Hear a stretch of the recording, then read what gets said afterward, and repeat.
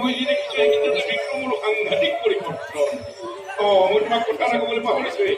বিক্ৰমে মোলৈ ফোন কৰিছিল নহয়। ফোনত কি কৈছিল জানা? দেউতা, আপুনি নথকাত ঘৰখন বৰ উকা উকা লাগিছে। আপোনাক ট্ৰেন্সফাৰ অৰ্ডাৰ দিয়াৰ পাছত ভাবিছিলোঁ আপুনি মোলৈ এটা ফোন কৰিব, ট্ৰেন্সফাৰ অৰ্ডাৰটো ষ্টে কৰিবলৈ ক'ব। কিন্তু আপুনি বৰ অহংকাৰী দেউতা, আপুনি মোলৈ এটা ফোনো নকৰে। ফোনটো পাই মোৰ হাঁহি উঠিছে, মৰমো লাগিছে।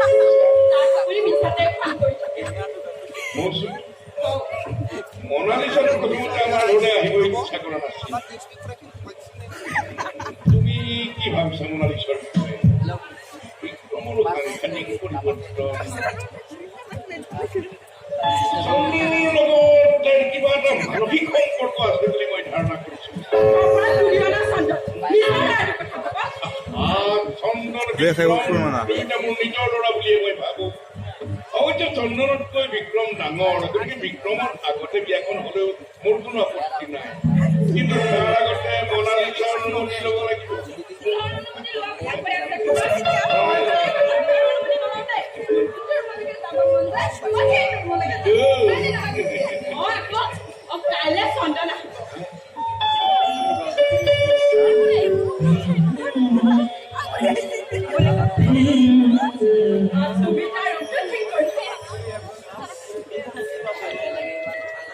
কি হ'ল চোৱা,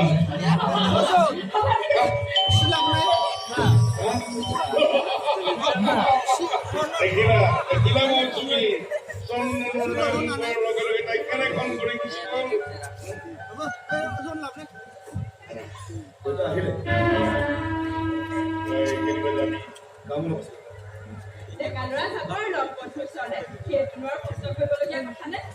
কাম বুলি নকয়, আড্ডা মৰা বুলি কয়। আড্ডা ৰাতি 1-1:30 বজাত ঘৰ সোমোৱাটো কোনো নিয়মৰ ভিতৰৰ কথা নহয়।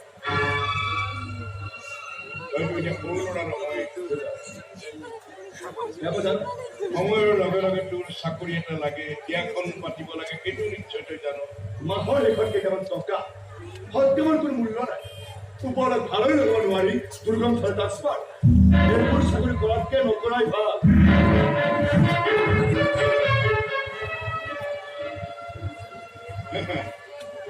শুনিলা নহয় পুতেৰাৰ কথা? কোনোবাই আহিছে।